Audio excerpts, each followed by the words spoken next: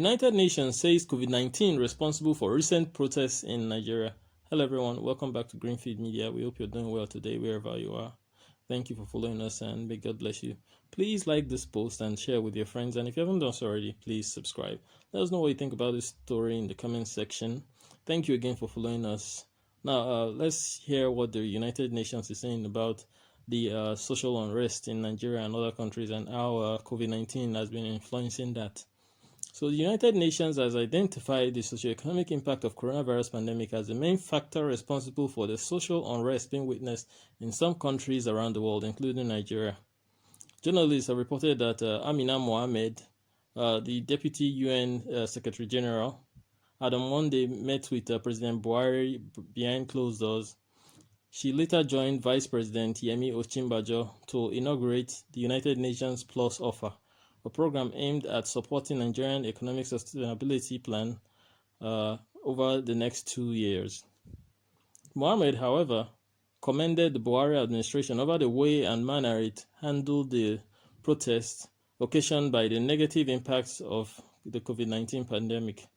While reacting to questions on UN response to end SARS protests in Nigeria, the Deputy Secretary General Amina Mohammed said, and I quote, "I have to say, there are a lot of protests around this world that has been exacerbated by COVID because COVID has left people out of work, left people hopeless because of the socioeconomic impact. And in many of those protests, we have not seen governments turn around in response as quickly as this government did."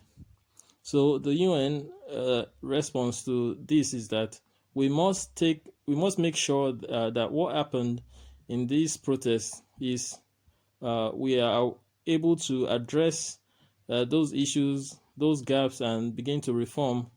In fact, I would say the transformations that are needed to address many of these outstanding issues, and for that we need to engage youths, we need to engage government.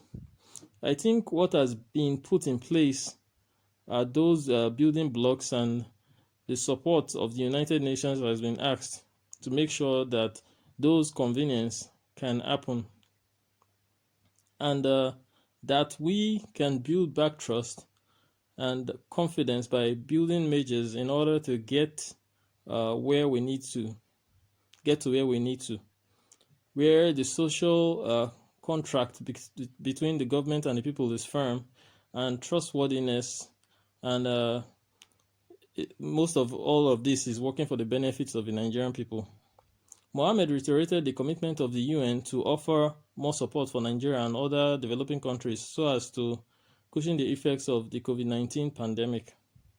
According to her, it has become necessary to offer more support so as to enable such countries get back on track after the emergence of the pandemic. Quoting Amina Mohammed, the United States Secretary General again, "It is a solidarity visit, first to the government and the people that we have to serve and accompany on various missions, whether they are development, humanitarian, or political, in the various offices that the UN has. It is also one of the solidarity to UN staff around the world that have remained on the front line in the battle against COVID-19.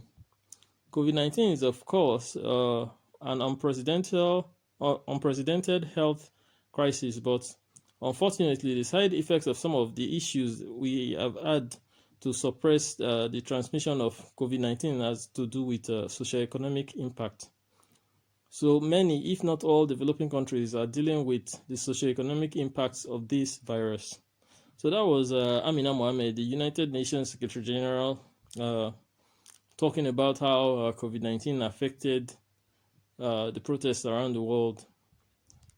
So it's kind of somewhat, I don't know. It feels ingenuine the way she put it all together. I don't know if any of you noticed it.